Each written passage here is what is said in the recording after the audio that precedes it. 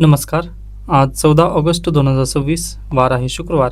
लोकसत्ता आणि द हिंदू वृत्तपत्र विश्लेषणमध्ये आपलं स्वागत आहे. फ्रंट पेज ॲडव्हर्टाईज आहे. नेक्स्ट पेजवरती विवा हे लोकसत्ताचं मिनी मॅगझिन. शक्य झालं तर सर्वांनी नक्की वाचा, व निबंधामध्ये तुम्हाला नक्कीच पॉईंट मिळतील. या अनुषंगाने हा आर्टिकल किंवा हे जे पेज आहे ते तुम्ही नक्की वाचू शकता. त्यानंतर याची जी PDF आहे ती आपल्या टेलिग्राम चॅनलवरती ऑलरेडी अपलोड केलेली आहे. ओके. त्यानंतर नेक्स्ट फ्रंट पेज पहा. नागरिकांसाठी डिजिटल महा-ID एकात्मिक ओळख क्रमांकांद्वारे सेवांचा लाभ कागदपत्रांच्या दरवेळी कटकटीतून सुटका यामधून मिळणार आहे. तर पहा अंमलबजावणी याची कशा पद्धतीने होणार आहे. तर इलेक्ट्रॉनिक्स आणि माहिती तंत्रज्ञान आणि कृत्रिम प्रज्ञा विभागाच्या महासारथी प्लॅटफॉर्मद्वारे या उपक्रमांची अंमलबजावणी केली जाईल. त्यानंतर संबंधित पोर्टलवर नागरिकांना आपली नोंदणी करून आवश्यक ती माहिती द्यावी लागेल. त्यानंतर आधार क्रमांकांचा अंतर्भाव असलेला डिजिटल महा-ID क्रमांक देण्यात येईल. हा क्रमांक वापरून नागरिकांना विविध सरकारी सेवांसाठी अर्ज करता येईल. पात्र सेवांसाठी प्रमाणीकरण केलेली माहिती पुन्हा न मागता त्याचाच पुनर्वापर केला जाणार आहे. आता बेसिकली पहा, हे जे आपले सरकार पोर्टल होतं ना सिटीजनसाठी, याच्या पूर्वी पण अशा पद्धतीची एक आयडिया आलेलीच होती. ओके, असं काही म्हणजे ही नवीन नाही आहे. तर याच्यापूर्वी आपले सरकार पोर्टलवरती जर तुम्ही सिटीजन म्हणून जरी लॉग इन केलात किंवा VLE लॉग इन जरी म्हणून केलात ना, तर तिथे हेच सुविधा पूर्वीपासूनच देण्यात येते. ओके, म्हणजे old wine in new bottle आहे व पूर्व परीक्षेमध्ये वगैरे याचे रिलिव्हन्स नाही आहे, त्यामुळे स्किप केला तरी चालेल. नेक्स्ट पहा, हल्लेखोरास तात्काळ अटक. 2 वर्षातील दुसरा हल्ला. सुखबीर सिंग बादल यांच्यावरती नांदेडमध्ये हल्ला काल झाला, त्याबद्दलची ही बातमी. नेक्स्ट पहा, आश्रमशाळांत 2 वर्षांत 584 विद्यार्थ्यांचा मृत्यू व अगदीच आदिवासी आश्रमशाळा जे आहेत ते जे प्रारूप आहे ते पूर्णतः फेल केलेलं आहे असं आपण या न्यूजवरून नक्की सांगू शकतो. पण पहा, निगेटिव्ह इन सेन्स असल्या कारणानिमित्त आपला हा पॉईंट किंवा ही बातमी थोडंसं कमी रिलिव्हन्सची आहे. म्हणजे आपण UPSCच्या चष्मातून जर पाहिलं तर ही कमी रिलिव्हन्स असणारी बातमी आहे. नेक्स्ट पहा, परीक्षा उत्तीर्ण तरीही नियुक्ती विना. OBC विभागातील सहाय्यक संचालकांच्या नियुक्त्या रखडलेल्या आहेत. त्यानंतर अमराठी चालकांना मराठी शिकण्यास परत मुदतवाढ देण्यात आलेली आहे. चांगली न्यूज आहे पहा. ओके, त्याच्यानंतर पुढे चला. नेक्स्ट आपल्यासाठी आवश्यकतेची बातम्या नाही आहेत. त्यानंतर वैमानिकांसाठी अंमली पदार्थ विषयक चाचणी अनिवार्य करण्यात आलेली आहे. एअर इंडिया एक्सप्रेसचा हा बेसिकली निर्णय आहे व हा गरजेचा आहे. पहा, याच्यापूर्वी पण अशा पद्धतीचे निर्णय आहेतच. जसं DGCAने निर्णय लागू केलेले आहेत, त्या बेसिसवर आता एअर इंडियाने स्वतःहून हे निर्णय लागू केले आहेत. कारण काल परवाची एक घटना घडली व त्यानुसार त्यांनी आता परत एकदा हे निर्णय लागू केलेले आहेत. म्हणजे पहा, अगदी नव्याने पद्धतीच्या वगैरे काही बातम्या नाहीत, त्यामुळे आपण फास्टमध्ये पुढे जात आहोत. ओके, त्याच्यानंतर डायरेक्टली आपण आजच्या एडिटोरियलकडे येऊयात. नेटकी का नाही. पहा, सर्वांना माहिती आहे NTA नॅशनल टेस्टिंग एजन्सी व अगदी नीट येण्यापूर्वी आपल्याकडे AIPMT ही परीक्षा व्हायची. All India pre medical test अशा पद्धतीने पूर्वी परीक्षा असायची. मग त्याचं पुन्हा पुढे कशात रूपांतर झालं पहा, नीटमध्ये national eligibility cum entrance test. Okay, NEET मध्ये ह्याचं पुन्हा रूपांतर झालं AIPMTचं. व AIPMT येण्याच्या पूर्वी पहा MHCET म्हणजे CET वरून डायरेक्टली तुमची पदं भरली जायची मेडिकलमध्ये, महाराष्ट्र राज्याची वगैरे. ओके, तर अशा पद्धतीने प्रत्येक राज्याची ती CET होती. मग त्याच्यानंतर पहा पुन्हा आली AIPMT मध्ये पण पेपरचा घोळ झाला पहा. व त्याच्यानंतर NTA कडे देण्यात आलं ही कारभार. म्हणजे NTA ची स्थापना झाली, नॅशनल टेस्टिंग एजन्सी, व त्याच्यामध्ये अंतर्गत पहा नीट ही एक्झाम कंडक्ट करायला सुरुवात झाली 2016-17 पासून. ओके, मग आता पहा ही नीट आल्यानंतर परिणाम आता अगदी काल किंवा याच्यापूर्वी पण आपण हे चर्चा केली आहे. पहा, आता अगदी यूट्यूबवरती मी पाहिलं एक व्हिडिओ, त्यामध्ये असं सांगण्यात आलं होतं की जे सध्याचे चीफ मिनिस्टर आहेत तमिळनाडूचे C. जोसेफ विजय यांनी एक धाडसी निर्णय घेतला की त्यांनी नीटला बॅन करायचा. ते नाही आहे, त्याच्यापूर्वी पण MK स्टॅलिन यांनीच एक समिती बसवली होती पहा, व त्यांनीच तो निर्णय घेतलेला होता. पण प्रॉब्लेम असा आहे पहा की त्यांचे जे गव्हर्नर आहेत ना, त्या गव्हर्नरनी सँक्शनच दिलं नाही, त्यामुळे ते बिल पेंडिंग होतं MK स्टॅलिन यांच्या गव्हर्नमेंटचं. ओके, आता पण तशाच पद्धतीने होणार आहे. म्हणजे ते काही असं मोठं काम वगैरे महान काम त्यांनी केलेलं नाही आहे. म्हणजे अगदी त्यांच्या राज्यामध्ये त्यांनी काय म्हटलं की बाबा आम्ही नीटला प्रवेश देणार नाही, परंतु ते बिल एकदा कायदा तरी पास व्हावं लागेल. व पहा, सेंटर आपल्याकडे मोठा आहे, सेंटरचा कायदा मोठा असतो, बरोबर आहे. मग अगदी सेंटरने जर म्हटलं ना तुला लागू करावं लागतं तर लागू करावंच लागेल स्टेटला. ओके, त्यामुळे ते बिल पास केलं काय किंवा नाही, म्हणजे पहा युट्यूबचे थंबनेल वरून पण तुम्ही व्हिडिओ थोडंसं हे करा, म्हणजे आकर्षक थंबनेल वगैरे तशा पद्धतीने बिलकुल काही इन्फॉर्मेशन वगैरे कामाची नसते. ओके, क्लिक बेट किंवा तशा पद्धतीने थंबनेलला पाहून तुम्ही प्लीज म्हणजे जाळ्यात फसू नका. जसं ते आपल्याकडे लहानपणी एक गोष्ट छान छान गोष्टीच्या पुस्तकामध्ये होती पहा, आय थिंक पोपटपंची अशा पद्धतीची ती कथा होती, आपला आय थिंक सिलेबसलाच होती. ओके, तर पहा एक शिकारी असतो, तो दाना टाकतो, त्याच्यानंतर अगदीच पुन्हा जाळं टाकतो व जाळं टाकल्यानंतर तो आपल्याला पकडतो. अशा पद्धतीने पोपटाला ती कथा वगैरे पोपटपंचीच ही कथा आय थिंक होती. ओके, तशा पद्धतीने पहा. आता तुम्हाला जर एखादा व्हिडिओ किंवा एखादी लेक्चर जर फ्री मिळत असेल ना, तर ते तिथे तुम्ही प्रोडक्ट आहात. आता अगदी तुम्ही माझं पण फ्री ऑफ कॉस्ट पाहत आहात, परंतु पहा अगदी आपले इथिक्स जे मी ठेवलेलं आहे त्यानिमित्ताने. पण पहा प्लीज क्लिक बेट डायरेक्टली व्हिडिओला वगैरे तुम्ही हे करू नका. आता अगदी बातम्या पण भरपूर येतात, पण मला माहिती आहे ना रिलेव्हन्स काय आहेत.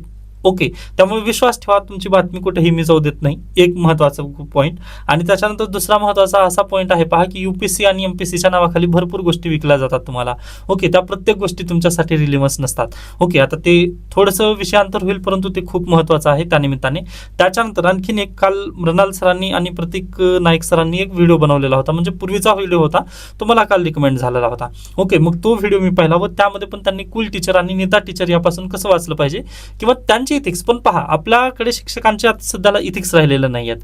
ओके, भरपूर विद्यार्थ्यांचे मला कॉल्स वगैरे येतात पहा, की अगदी म्हणजे एक बॅच झाली ना लगेच दुसरी बॅच वगैरे ऑफलाईन पद्धतीचं सांगतोय मी, एक बॅच झाल्यानंतर दुसरी लगेच ऑफलाईन पद्धतीची बॅच वगैरे चालू होती. त्यामध्ये पहा त्यांची एकही बॅच कंप्लीट होत नाही व हे खूप भयावह आहे. ओके, जर त्यामुळेच म्हणतोय पहा, की त्यांच्यासाठी एक फीस भरणारे काय म्हणू शकता, ग्राहक असणार आहात. बरोबर आहे, म्हणजे त्यांना फक्त त्यांचं प्रोडक्ट कसंही करून विकायचं आहे, त्या प्रोडक्टची क्वालिटी त्यांना काही देणं घेणं वगैरे नाही आहे. त्यामुळे थोडंसं इथिक्स, त्या शिक्षकांचे इथिक्स सध्याला राहिलेले नाही आहेत. परंतु तुम्ही तरी तशा पद्धतीने म्हणजे युट्यूबवरती पाहत असताना थोडंसं हे करणं काळाची गरज आहे, एवढंच माझा एक सल्ला असेल. ओके, आता तलाठी भरतीचं पण तसंच इश्यू झालेला आहे पहा, म्हणजे विविध फक्त तलाठी तलाठी तलाठी म्हणून ते देण्यात आलेलं आहे. परंतु मी याच्या पूर्वी पण म्हटलं, आता हे मृणाल सरांचे शब्द आहेत, प्रत्येक परीक्षेला त्याच्या अवकाती पद्धतीनेच पहा तुम्ही. कारण पहा आता कंबाईनचे पण विद्यार्थी भरपूर आहेत आपल्याकडे, राज्यसेवेचे पण भरपूर विद्यार्थी आहेत.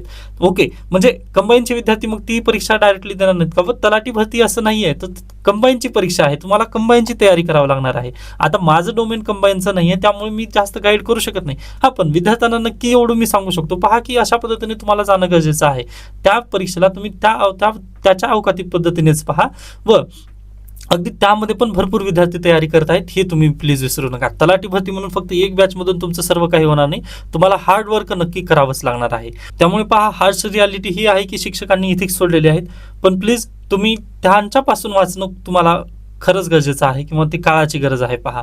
ओके, हां, माझं पण कुठे चुकत असेल तर तुम्ही नक्की मला सांगू शकता, फक्त पॉलिटिकल बातम्या सोडून.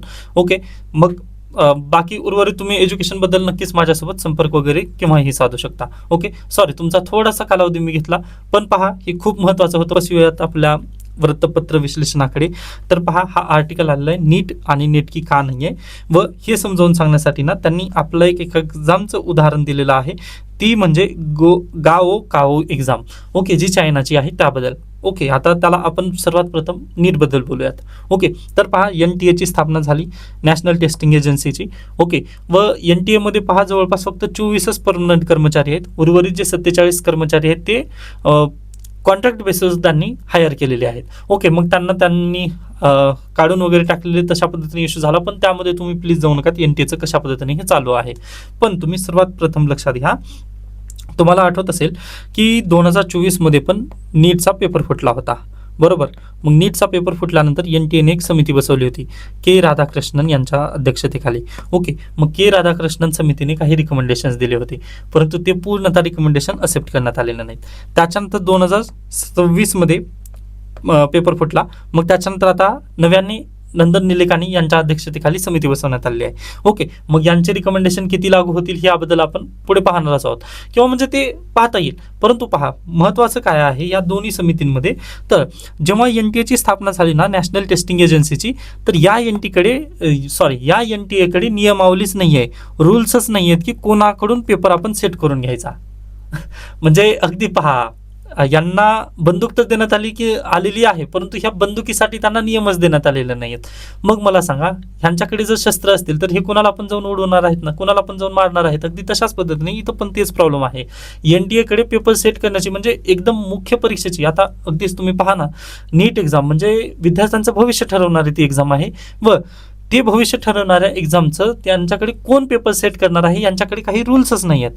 ओके, रूल्स नसल्यामुळे होत आहे काय, तर हे जे 24 परमनंट कर्मचारी आहेत ना तिथं, त्यांच्या ओळखीचे जे शिक्षक आहेत किंवा त्यांच्या नजरेतले जे चांगले शिक्षक आहेत ना, त्यांच्या माध्यमातून हे पेपर सेट करून घेतात. ओके, पेपर सेट हे त्यांच्या माध्यमातून आजपर्यंत म्हणजे जवळपास 10 वर्ष झाली. 2016 साली यांची स्थापना जर कन्सिडर केलं तर 2016 ते 2026 पर्यंत 10 वर्ष झाली व NTA मध्ये अशाच पद्धतीचे कारभार चालू होता. आता 2024 चा पेपर कसा फुटला होता, तर डायरेक्टली छपाईमधूनच तो पेपर फुटलेला होता. ओके, व तिथे पण पहा काहीच म्हणजे सुविधा वगैरे नाही किंवा काहीच रूल्स रेग्युलेशन्स वगैरे बिलकुल नाहीत. मग 2024ला जी के राधाकृष्णन समिती बसलेली होती ना, त्यांनी पण तेच रिकमेंडेशन दिली होती की बा तुम्ही हे चुकीचं करत आहात, तुम्ही पहिल्यांदा यांची रूल्स वगैरे ठरवा, अन्यथा काय होणार आहे पहा. आता अगदी ABC, ओके, ABC नावाची संस्था आहे व ABC नावाची संस्थेला एक पेपर काढायचा आहे. ओके, व तो पेपर काढण्यासाठी पवन निलेवाड या शिक्षकाला त्यांनी हायर केले पहा. ओके, म्हणजे अगदी ABC नावाची जी शैक्षणिक संस्था आहे ना, त्यांच्या ओळखीचा पवन निलेवाड होता, या निमित्ताने त्यांनी मला हायर केलं. ओके, म्हणजे यांच्या ओळखीचा पवन निलेवाड होता. मग त्यांनी हायर केल्यानंतर पहा अगदीच मी माझे इथिक्स पूर्णतः विकलेले जर असतील, ओके, मी जर माझे पूर्णतः एथिक्स विकलेले असतील तर मी काय करेल पहा, माझ्या ओळखीचे जे विद्यार्थी आहेत किंवा माझे जे नातेवाईक आहेत त्यांना मी काय करेल, घरी जाऊन अशा पद्धतीने पेपर येणार आहे व हे पॉईंट तू पाठ करून जा, एवढ्यावरच तुझा पेपर आहे असंच म्हणून मी त्यांना सांगेन ना. मग इथं पण तेच झालेलं आहे पहा. ओके, इथं त्यांनी रूल्स रेग्युलेशन न ठेवता त्यांनी त्यांच्या ओळखीच्यांना वगैरे पेपर काढण्याची परवानगी दिली. त्यानिमित्ताने पहा डायरेक्टली त्यांचे इथिक्स पूर्णता गेलेले होते. मग अगदी तशा पद्धतीने पेपर इथं बाहेर पडलेला आहे. त्याच्यानंतर पहा जे ट्रान्सलेटर आहेत, ट्रान्सलेटरचे पण तशाच पद्धतीने पहा त्यांच्यावरती वचकच नाही आहे ना काही किंवा काही इथिक्सच त्यांचे नाही आहेत. त्याच निमित्ताने पहा ट्रान्सलेटर पण पुढे जाऊन काय केला त्यांनी, म्हणजे पेपर पाठ करून गेले पहा, पेपर पाठ करून तशा पद्धतीने त्यांनी पेपर फोडलेले आहेत. त्याच्यानंतर पहा आता पवन निलेवाड, आता अगदी पहा ओळखीचं झाल्यानंतर हे कशा पद्धतीने NTA उद्ध्वस्त झालं हे आपलं बेसिकली इथं सांगायचं आहे व लेखकांनी तेच लिहून देण्याचा प्रयत्न केला. आता पहा पवन निलेवाड, ओके, ABC संस्थेमधील जे कर्मचारी आहेत ते पवन निलेवाडच्या ओळखीचे, त्यामुळे पवन निलेवाडला त्यांनी हायर केलं व पवन निलेवाडने इथिक्स विकून खाल्ले होते. ओके, मग आता या बेसिसवर पहा माझा जो मित्र असेल, ओके, आता आपण काय करू, आता XYZ नावाचा माझा मित्र आहे. मग मी काय करेल, माझ्या मित्राला फोन करेल की बुवा मी करंट अफेअर्सचा पेपर काढला पहा. आता दुसरा जो विद्यार्थी आहे तो IRचा पेपर काढेल, सॉरी माझा जो दुसरा मित्र आहे तो कदाचित IR शिकवत असेल. ओके, मग त्याला मी सांगितलं फोन करून की बाबा मला अशा पद्धतीने तिथे एजन्सीमध्ये घेतलेला आहे, तो पण पेपर काढशील का. त्यानं म्हटलं ठीक आहे मी पण येतो. मग पहा ह्या XYZ विद्यार्थ्याला, सॉरी XYZ शिक्षकाला पण मी या ABC संस्थेमध्ये घेऊन आलो. मग ओके, मग ह्या शिक्षकाला पण घेऊन आल्यानंतर होणार काय आहे पहा, तर माझ्याकडे दोन्ही पेपरची चावी आली ना, एक तर माझं करंट अफेअर्सचं पण आणि इंटरनॅशनल रिलेशनचं पण. ओके, मग मी पर्टिक्युलरली म्हणजे इथं त्याच आपल्या सध्याच्या 2026च्या पेपरमध्ये हीच कंडिशन झालेली आहे पहा.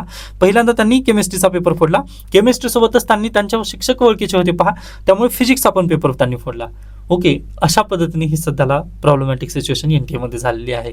म्हणजे पहा शिक्षक ठीक आहेत, तुम्ही शिक्षक जरी घेतला असतात, ओके मान्य आहे, तुमच्या ओळखीचे शिक्षक आणलात, तज्ञ शिक्षक आणलात, मान्य आहे, परंतु पहा प्रॉब्लेम कुठं आहे, तर त्या तज्ञ शिक्षकाच्या ओळखीचे जर तुम्ही दुसरे शिक्षक घेऊन आलात ना, तर यांच्यामध्ये देवाणघेवाण नक्कीच होते. ओके, व यांच्यामधली जी देवाणघेवाण पुढे चालून काय मोठं भयावह रूप तिथं नीटचं पेपर फुटी प्रकरण झालेलं आहे. व हे ठीक आहे, परंतु प्रॉब्लेम कुठे आहे, तर विद्यार्थ्यांच्या भविष्याशी यांनी खेळलेलं आहे. मग हे अतिशय चुकीचं झालं पहा. ओके, मग यासाठीच पहा लेखकांनी काय म्हणत आहेत की NTA ला 10 वर्ष झालं एवढं समजलं नाही की आपण काही रूल सेट करावे की बाबा तो जर तज्ञ असेल, आता पवन निलेवाडकडे एखादी डिग्री नसेल, आता अगदी पहा माझ्याकडे कशाची कोणती म्हणूया आता आपण अगदीच पहा माझ्याकडे बायोलॉजीची डिग्री नाही आहे. ओके, तरी देखील मी बायोलॉजीचा पेपर सेट करू शकतो का, तर बिलकुल नाही. मग असे नियम तुम्ही का हे करू शकत नाही. म्हणजे 10 वर्ष झालं तुम्हाला एक जर पॉईंट लक्षात नाही आला तर मग तुमच्याकडून अपेक्षा ठेवता येणार नाही, हे चुकीचं होईल. ओके, म्हणजे अपेक्षा भंग जे आहेत ना ते इथं झालेले आहेत असं बेसिकली लेखकांना म्हणायचं आहे.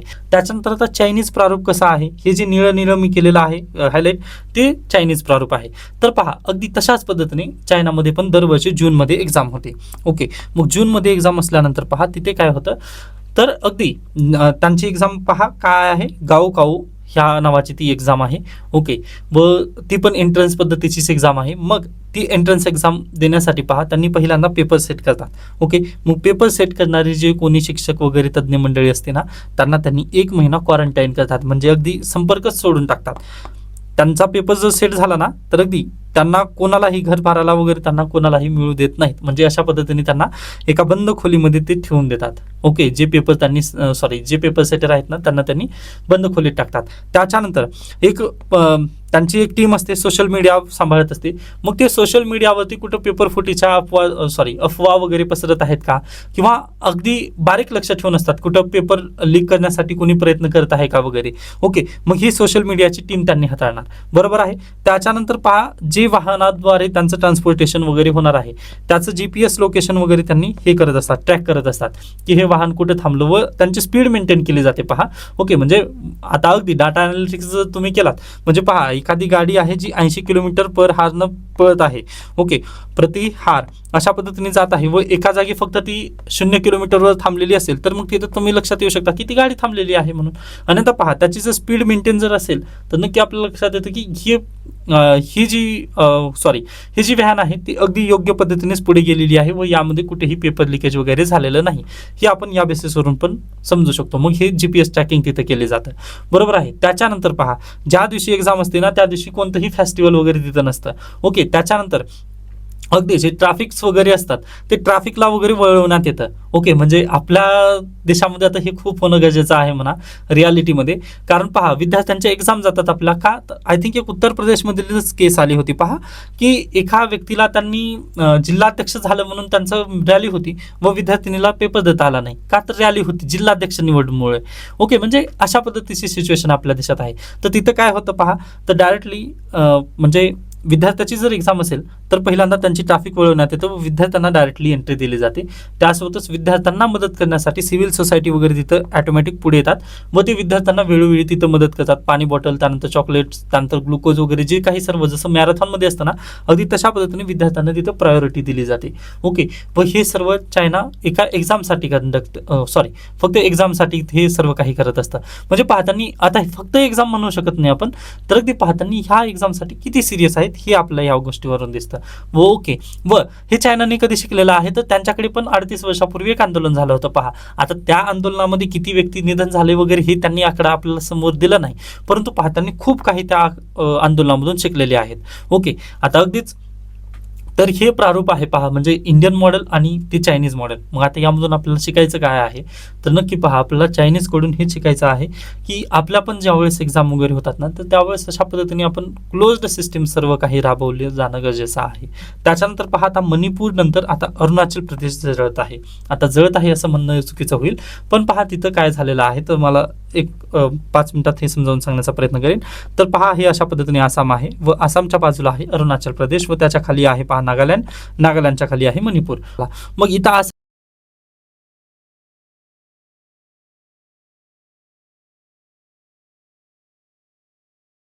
आसामीज जे नागरिक आहेत ना, त्यांना आला राग. त्यांनी काय केलं आहे पहा, त्यांचं नॅशनल हायवे वगैरे पूर्णतः कोंडी केलेली आहे, ज्यामुळे काय झालं आहे, अरुणाचल प्रदेशमध्ये आज घडीला जीवनावश्यक वस्तूंचा सप्लाय कमी झाला आहे व 4 दिवस झालं हे अशाच पद्धतीने इथं कर्फ्यू स्थिती तिथं लागू झालेली आहे. म्हणजेच काय, अरुणाचल प्रदेशचे जे पोलीस आहेत ना, ते त्यांना अश्रुधुराच्या नळकांड्या वगैरे इथं फोडाव्या लागत आहेत. त्यासोबतच पहा, हवेत गोळीबार वगैरे इथं करावा लागत आहे. का, तर आसाममधील जे नागरिक आहेत ते अरुणाचल प्रदेशमध्ये घुसखोरी वगैरे करण्याचा प्रयत्न करत या निमित्ताने. मग आसामला पहा, आता ही जी 7 बहिणी आहेत, त्या 7 बहिणींमधील मोठी बहीण म्हणून आसामला ओळखलं जातं. मग आसामने इथं चांगल्या पद्धतीने पुढाकार घेणं गरजेचं आहे. नेक्स्ट पहा, मिसिर बेसराच्या अटकेनंतर देश खरेच नक्षलमुक्त झाला आहे का, तर बिलकुल नाही. पहा, अद्याप त्यांचे जे पॅम्पलेट वगैरे आहेत किंवा त्यांचे जे विचार आहेत ते पुढे येतच आहेत. कारण तुम्हाला सर्वांना माहिती आहे, याच्यापूर्वी पण आपण पाहिलं की जरी व्यक्ती मेलेला असला तरी त्याचे विचार मरत नाही. तर ती तशा पद्धतीने पहा, ही चळवळीतील जे नेते आहेत त्यांनी बाजूला काढलेलं आहे, त्या चळवळीमधून बाहेर काढलं. किंवा मिसिर बेसरा म्हणजे हाच व्यक्ती होता ज्यांनी नक्षलवाद्यांना वगैरे तशा पद्धतीने 3 राज्यांमध्ये त्यांनी काय म्हणू शकता नक्षलवाद जास्त पसरवण्याचं काम यांनी केलेलं होतं. परंतु पहा गडचिरोलीमध्ये नव्यानेच परत पॅम्पलेट वगैरे सापडण्यास सुरुवात झाली. त्यानिमित्ताने थोडंसं आपल्याला काय म्हणू शकता वास्तवाशी पण संपर्क असणं गरजेचं आहे. त्यामुळे शेवटी जाता जाता लेखक काय म्हणत आहेत पहा, मिसिर बेसराची अटक हा निश्चितच ऐतिहासिक टप्पा असला तरी देश पूर्णपणे नक्षलमुक्त झाला असा निष्कर्ष काढण्यापूर्वी प्रत्यक्ष परिस्थितीच्या वस्तुनिष्ठ आढावा घेणे आवश्यक ठरते व अगदी आपण पण तेच तशा पद्धतीने म्हणू शकतो. ओके, आता नक्षलवादीची चळवळ आहे किंवा नक्षल काय आहे हे सर्व आपण एका व्हिडिओ याच्या पूर्वीच्याच व्हिडिओमध्ये टाकलेला होता. मग मी काय करेल पहा, तोच व्हिडिओ परत एकदा अपलोड करेन, म्हणजे तुम्हाला जे विद्यार्थ्यांनी पाहिलेलं नाही आहे ते परत एकदा पाहू शकतील किंवा त्याची लिंक तरी आपल्या टेलिग्राम चॅनलवरती मी ती अपलोड करेन. Okay done. म्हणजे नक्षलवाद चळवळ काय आहे हे तुम्हाला समजून येईल किंवा इंटरनल सिक्युरिटीच्या वेळेस आपण शिकू त्यावेळेस पण हे तुम्हाला समजूनच येईल. ओके हां, त्याच्यानंतर स्वतःचं प्रमोशन राहिलं थोडंसं, self promotion, sorry for that, पण गरजेचं आहे. पहा, इंटरनॅशनल रिलेशनची मी बॅच घेतो किंवा म्हणजे मी इंटरनॅशनल रिलेशन शिकवत असतो. पहा, तर त्यानिमित्ताने ज्या विद्यार्थ्यांना बॅचसाठी संपर्क वगैरे साधायचा आहे त्यांनी नक्कीच 97 65 64 39 12 या क्रमांकावरती मला संपर्क साधू शकता. व पहा, इंटरनॅशनल रिलेशन या बॅचचं खासियत काय आहे तर हे जे सर्व काही इंटरनॅशनल रिलेशन हा विषय असा आहे, त्याला करंट अफेअर्स बेस्डच तुम्हाला स्टडी करावी लागते.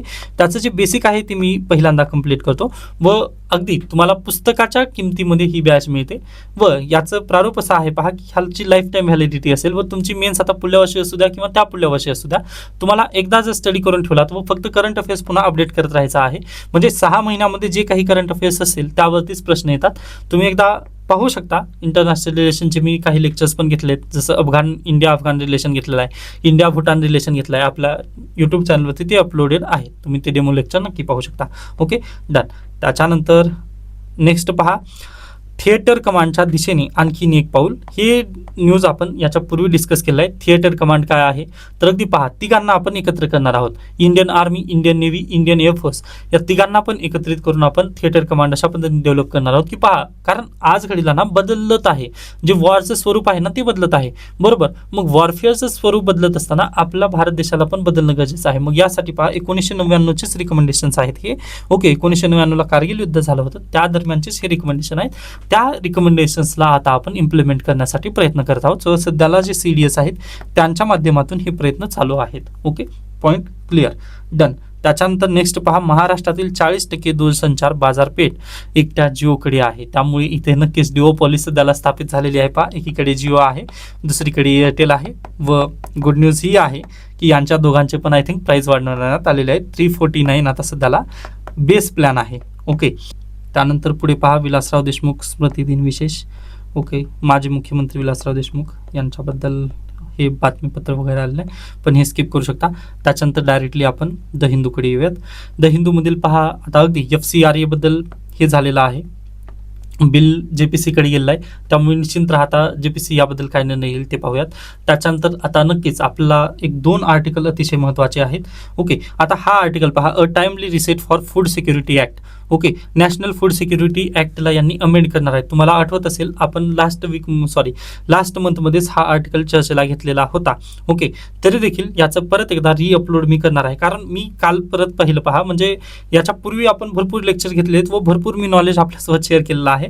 फक्त प्रॉब्लेम कसा आहे पहा, ते आपला वेळोवेळी ते व्हिडिओ वगैरे मिळत नाहीत. ओके, तर मी काय करेन पहा, आपले जे पूर्वीचेच व्हिडिओ आहेत ना त्यांनाच परत अपलोड करण्याचा प्रयत्न करणार आहे. त्याबद्दल नॅशनल फूड सिक्युरिटी ॲक्ट याबद्दल MPSCने प्रश्न पण विचारलेला आहे लास्ट टाइमच्या प्रिलिमला. ओके, आय थिंक 2025च्या प्रिलिमला हा प्रश्न आलेला होता, बरोबर आहे. तर पहा, नॅशनल फूड सिक्युरिटी ॲक्टमध्ये याच्यापूर्वी डायरेक्टली आपलं राशन दिलं जायचं, तिथे कोणतीही कॅप वगैरे तिथं लिमिट नव्हती. मग आता यांनी काय करणार आहेत, नव्याने कायदा करून इथं प्रत्येक कुटुंबाला 7 kg अशा पद्धतीने तिथं काय म्हणजे पर व्यक्ती 7 kg अशा पद्धतीने अन्नधान्य तिथे देणार आहेत, अन्न अंत्योदय योजनेद्वारा. ओके, मग यामुळे साऊथचे जे स्टेट्स आहेत ना त्यांची फॅमिली ही आहे पहा, म्हणजे काय म्हणू शकता, लहान कुटुंब आहेत त्यांच्याकडे, बरोबर. मग एका कुटुंबामध्ये जर 4च व्यक्ती जर असतील तर 4 × 7 जर मी केला तर किती होतील, 7 × 28 kg त्यांना अन्न मिळू शकेल, बरोबर आहे. किंवा जर एका कुटुंबामध्ये 3च व्यक्ती असतील तर 7 × 3 = 21 kg त्यांना अन्न मिळेल. मग त्यांचं म्हणणं काय आहे, आज घडीला आम्हाला 35 kg अन्न मिळतं. ओके, 35 kg अन्नाचं डायरेक्टली जर 21 kg अन्नामध्ये रूपांतर केलात तुम्ही तर काय आमचा तिथं बेसिकली लॉस होईल. मग या निमित्ताने फूड सिक्युरिटी ऍक्ट जे येत आहे त्याची अमेंडमेंट होत आहे पहा, त्याला यांचा विरोध आहे साऊथच्या स्टेटचा. हाच बेसिकली आर्टिकल इथं बोलण्याचा प्रयत्न करत आहे. उर्वरित काहीही यामध्ये महत्त्वाचं नाही आहे. हां, जे 5 पॉईंट महत्त्वाचे आहेत ना ते मी अगदीच पुन्हा आपल्या टेलिग्राम चॅनलवरती ना एक PDF बनवूनच मी याचं शेअर करेन. उर्वरित हे गरजेचं नाही आहे पहा. ओके, कारण मी ह्याच्या पूर्वीच एक्सप्लेन केलेलं आहे व तुम्हाला पण हे थोडंसं आठवलंच असेल. Okay, done. त्यामुळे पहा प्लीज रेग्युलर राहा. म्हणजे एखादी बातमी मागच्या महिन्यात किंवा कधीतरी कव्हर झालेली असते त्यालाच मी परत हे करणं योग्य नसतं, कारण वेळ कमी आहे आपल्याकडे. Okay, done. त्याच्यानंतर आता हा आर्टिकल मला चांगल्या पद्धतीने डिस्कस करायचा आहे. पहा, तुम्हाला अगदीच माहिती असेल की 1931 मध्ये विस्टन चर्चिल एकदा बोलत असताना त्यांनी काय म्हटलं, आम्ही भारत देशाला स्वातंत्र्य का देत नाही आहोत, तर भारत देश असा आहे पहा की त्यांचं म्हणजे ते युनाइट नाही आहेत. म्हणजे अगदी पहा त्यांचं म्हणणं असं होतं पहा, इथं त्यांचे डायरेक्टली शब्द दिलेले आहेत, तर was no more united nation than the equator. Okay, म्हणजे पहा आपल्या पृथ्वीवरची तुम्हाला इक्वेटर लाईन माहिती असेल. ओके, ती प्रत्यक्षात आहे का इक्वेटर लाईन, तर बिलकुल नाही. बरोबर. मग अगदी विस्टन चर्चिल यांच्यामध्ये अगदी भारत देश पण असा आहे, युनिटी इन डायव्हर्सिटी नाही आहे तिथं बिलकुल. तर ते त्यांना फक्त वाटतं, पण ते तसं नाही आहे. म्हणजे ते फक्त काल्पनिक, जसं विषुववृत्त लाईन काल्पनिक आहे ना, अगदी तशाच पद्धतीने भारत देश पण काल्पनिकरित्याच ते युनाइट आहे असं त्यांनी एकदा सहज बोलून गेले होते. सहज नाही, परंतु ते अनुषंगानेच बोलून गेले होते. भारत देशाला ते कधीही द्वेषाच्याच नजरेने बघत होते विस्टन चर्चिल. ओके, मग तो एक मुद्दा त्यांनी म्हटला. ओके, त्याच्यानंतर आणखीन त्यांचं म्हणणं काय होतं पहा, की ही जी काल्पनिक रेषा आहे, आता विषुववृत्ताची जी काल्पनिक रेषा आपण पाहिली त्यामध्ये विविध देश येतात. ओके, हां प्लीज हा पण पॉईंट तुम्ही लक्षात ठेवा, परीक्षेला याच्या पूर्वी प्रश्न आलेले आहेत, UPSCने प्रश्न विचारलेत विषुववृत्तावरती कोणते कोणते देश आहेत. ओके, मग ती पहा विविध देश आहेत, एक लाईन आहे परंतु देश विविध आहेत. अगदी तशाच पद्धतीने भारत देशामध्ये पण त्यांनी काय म्हटले होते की विविध प्रोव्हियन्स आहेत, विविध स्टेट्स आहेत, त्यामुळे भारत देश काल्पनिकच आहे, तो कधीही युनाइट होऊ शकत नाही असं विस्टन चर्चिल यांनी तेव्हा सांगितलं होतं. कधी 1931 मध्ये. ओके, आता हाच पॉईंट प्लीज तुम्ही निबंधामध्ये वगैरे नक्की वापरू शकता की विस्टन चर्चिल यांनी 1931 मध्ये बोलत असताना त्यांनी म्हटलं होतं, परंतु पहा हे आपण त्यांना काय म्हणू शकता चुकीचं सिद्ध केलेलं आहे भारत देशाने. आज देखील पहा तुम्ही, आता अगदी लेखिकांनी पण हे बेसिकली जंतर मंतरचं जे प्रोटेस्ट झालं त्या अनुषंगाने हा आर्टिकल लिहिलेला आहे, परंतु यामधील 5 पॉईंट खूप महत्त्वाचे आहेत ते मी सांगण्याचा प्रयत्न करतोय. ओके, तर पहा लेखिका काय म्हणत आहेत पहा, जंतर मंतरचं प्रोटेस्ट चालू होतं त्या दरम्यान अगदी भारत देशाने युनिटी परत एकदा अनुभवली. मागच्या काही वर्षांमध्ये तुम्ही अनुभवला असाल की आपला देश थोडासा डायव्हर्सिटी झालेला आहे की काय असं तुम्हाला थोडंसं महसूस होत होतं, परंतु ज्यावेळेस जंतर मंतरचं प्रोटेस्ट वगैरे झालं ना त्यावेळेस तुम्हाला परत एकदा युनाइट फील होत होतं. त्यासोबतच पहा महिलांची सेफ्टी पण तिथे घेतली जात होती. बरोबर आहे. मग ह्या सर्वांच्या अनुषंगाने लेखिका काय म्हणत आहेत पहा, की अगदी जंतर मंतरचं जे प्रोटेस्ट झालं त्यावरून विस्टन चर्चिल मला आठवतात की बाबा त्यांनी म्हटलं होतं की अगदी भारत हा फक्त काल्पनिक देश आहे ज्यांना युनाइट कधीच होऊ शकणार नाही असं त्यांना वाटलं होतं 1931 मध्ये. पण पहा आज देखील आपला ब्युटिफुल नेशन आज देखील युनाइटच आहे व तो युनाइट अशाच पद्धतीने भावी आयुष्यात पण राहणार, यामध्ये कुठेच शंका नाही आहे. ओके, तर अगदी लेखकांचं ह्या पद्धतीने हे आर्टिकल चालू झालेलं आहे. मग लेखिका पुढे जात असताना असं म्हणतात पहा की भारत देश 1947 ला स्वतंत्र झाला. ओके, आता अगदीच उद्या स्वातंत्र्य दिन नॅशनल हॉलिडे असेल. ओके, मग अगदीच स्वातंत्र्य दिनाच्या आपणा सर्वांना हार्दिक शुभेच्छा. वापस या. तर पहा 1947 ला आपला भारत देश स्वतंत्र झाला. स्वतंत्र झाल्यानंतर पहा अगदीच तत्कालीन वेळेस आपली भारतीय संविधानाची निर्मिती चालू होती. ओके, व संविधानाची आपली अंमलबजावणी पहा 1950 ला लागू झाली. बरोबर आहे. मग 1950 ला अंमलबजावणी झाल्यानंतर आपण 1952 मध्ये ना पहिले इलेक्शन कंडक्ट करायला आपण घेतलं. बरोबर आहे. मग 1952च्या इलेक्शन कंडक्टच्या पूर्वी 1951 मध्ये आपण पहा इलेक्शनसाठी आपली रणनीती वगैरे तयार करत होतो. मग त्या रणनीतीमध्ये जवळपास आपल्याकडे पहा 8 कोटी महिला होत्या. ओके, 8 कोटी महिलांची संख्या होती. पण पहा त्यावेळेस ना अगदी महिलांना नाव नव्हतं, किंवा म्हणजे पहा आता जसं की तुम्ही तारक मेहता पाहिला असाल त्यामध्ये त्यांनी टपुके पापा अशा पद्धतीने म्हणतात. मग अगदी भारतीयांची ती सिच्युएशन होती पहा महिलांची, किंवा अगदी 8 कोटी महिला होत्या व 8 कोटी महिलांना बाहेर आणणं म्हणजे अगदी इलेक्शनसाठी किंवा त्यांचे काय म्हणू शकता त्यांना इलेक्टोरल रोलमध्ये नाव देण्यासाठी पण त्यांच्याकडे स्वतःचं नाव नव्हतं.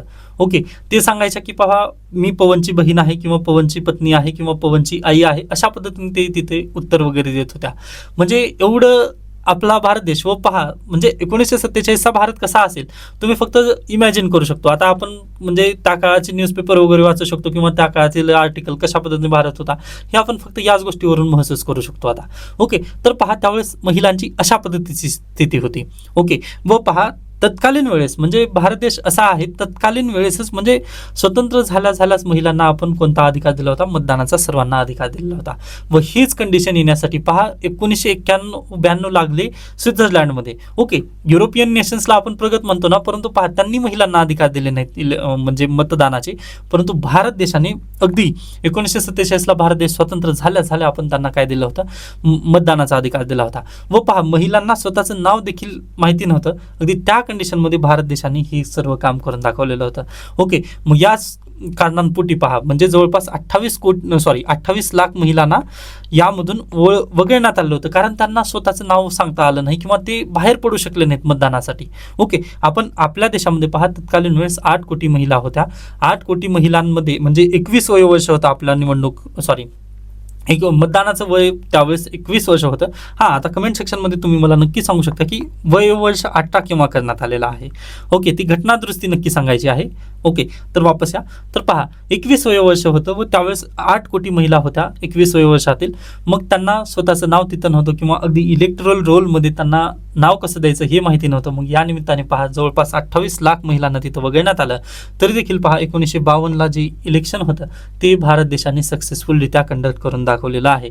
आता इथं लेखिका बेसिकली SIR बद्दल पण टीका करत आहेत, पण ते आपल्यासाठी गरजेचं नाही आहे. ओके, त्याच्यानंतर नेक्स्ट पॉईंट आपल्याला इथं काय लक्षात ठेवायचं आहे पहा, संविधानाचा पाया आणि समानता. भारताचे स्वातंत्र्य ना हे सार्वत्रिक पौढ मताधिकारावरती आधारित आहे. जसं अगदीच आपण स्वित्झर्लंडला 1991चा टाइम लागलेला आहे. ओके, व हा इथं सांगण्याचा प्रयत्न केला. हे पहा इथं SIR आहे आणि स्वित्झर्लंडचं पण इथं एक पॉईंट असेल. 1991मध्ये स्वित्झर्लंडला हा अधिकार दिला आहे महिलांना त्यांनी. आणि आता पहा स्वित्झर्लंडमध्ये डायरेक्टली त्यांनी अधिकार दिला नव्हता महिलांना. ओके, त्याच्यानंतर पहा आता अगदी पुढे गेल्यानंतर ना या आर्टिकलमध्ये थोडंसं जंतर मंतरमधील जे प्रोटेस्ट आहे ना याबद्दलच थोडंसं बोलण्याचा त्यांनी प्रयत्न केला आहे. तर पहा जंतर मंतरमधील जे प्रोटेस्ट झालं त्यामध्ये अगदी पुरुषांनी आज घडीला पण तुम्ही जर पहा पुरुषांनी जर एखादी शिवीगाळ वगैरे केली तर ते चालतं, परंतु जर तेच एखादी गोष्ट महिलांनी जर बोलली तर ते का चालत नाही. म्हणजे अगदी तुम्ही दुटप्पीपणा करत आहात का, लिंग आधारित दुटप्पीपणा करत आहात का, असं लेखिकांनी एक प्रश्न इथं विचारण्याचा प्रयत्न केलेला आहे. म्हणजे आंदोलनादरम्यान पुरुषांच्या भाषेला तुम्ही काहीही केलं नाही म्हणजे काहीच प्रॉब्लेम नाही तुम्हाला, परंतु जर महिलांनीच एखादा शब्द जर उच्चारला तर तुम्ही त्याला डायरेक्टली भारतीय संस्कृतीला धक्का किंवा भरकटलेले वर्तन आहे असं तुम्ही कसं म्हणू शकता, असं बेसिकली लेखकांनी हा प्रश्न विचारलेला आहे. यामधून काय होतं तर भारतीय समाजाची इथं दुटप्पीपणा किंवा भारतीय समाजाची महिला प्रति जे पुरुष प्रधान संस्कृती आहे ती पुढे दिसून येते, म्हणजे मानसिकता समजून येते. त्याच्यानंतर पहा अगदी डॉक्सिंग हा एक शब्द त्यांनी उच्चारलेला आहे.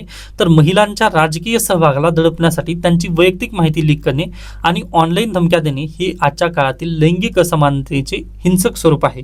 परीक्षेला हा प्रश्न कदाचित विचारला जाऊ शकेल. पहा डॉक्सिंगचा अर्थ असा आहे की डिजिटल हिंसाचार. ओके, ज्या महिलांनी सहभाग वगैरे नोंदवला पहा तिथे तर अगदी त्यांच्या विरोधात डायरेक्टली म्हणजे धमक्या वगैरे देणं किंवा त्यांना तशापर्यंत योग्य नाही आहे पहा ते वर्तन. मग त्या वर्तनामुळे तुम्हाला प्रॉब्लेम वगैरे होत नाही आहे का, किंवा म्हणजे ती संस्कृतीला हानी नाही आहे का, हेच थोडंसं त्यांनी विचारण्याचा प्रश्न लेखिकांनी केलेला आहे.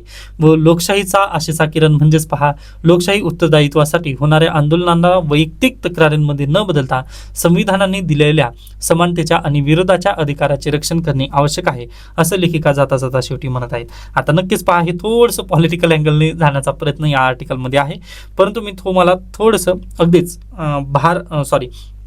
आपल्या निबंधासाठी पॉईंट देण्याचा मी इथून बेसिकली प्रयत्न केलेला आहे. ओके, जास्त तुम्ही अगदीच या आर्टिकलला भावूक होऊ नकात व त्या पद्धतीने तुम्ही पाहू नकात पॉलिटिकल अँगलने किंवा CGPच्या प्रोटेस्टने. आपल्याला फक्त UPSCची एक्झाम आपण MPSC किंवा UPSCची एक्झाम देण्यासाठी आलेलो, त्यामुळे आपल्याला फक्त पहिल्यांदा एक्झामवरती फोकस करणं गरजेचं आहे. पहा ओके, व विद्यार्थ्यांची मागणी आहे की सर द हिंदूचं पण जे PDF आहे ती पूर्णता द्यावी. तर प्रॉब्लेम असा आहे पहा की द हिंदूचा कॉपीराईट इश्यू खूप आहे. ओके, व मला ते बोर्डचा डायरेक्टली मेसेज येत आहे वारंवार की तुमचं चॅनल प्रोटेक्ट करा, तुमचं कॉपीराईट वगैरे येत आहे म्हणून. मग त्यामुळे पहा मी द हिंदूची पूर्णतः कॉपी तुम्हाला आपल्या टेलिग्राम चॅनलवरती अपलोड करू शकत नाही, परंतु त्यातील जे महत्त्वाचे आर्टिकल्स वगैरे आहेत जसं की एडिटोरियल पेज, त्यानंतर टेक्स्ट आणि कंटेक्स्ट पेज, त्यासोबतच जे फ्रंट पेज आहे ना, हे एवढं तर मी देण्याचा नक्की प्रयत्न करेन आपल्या टेलिग्राम चॅनलवरती. परंतु मी पूर्णतः PDF तुम्हाला अपलोड करू शकत नाही, सॉरी फॉर दॅट, कारण कॉपीराईट गाईडलाईन्स आहेत. ओके, तर आता इथे थांबूयात. याबद्दल काही शंका, काही सजेशन असतील तर नक्की मला सांगू शकता. धन्यवाद.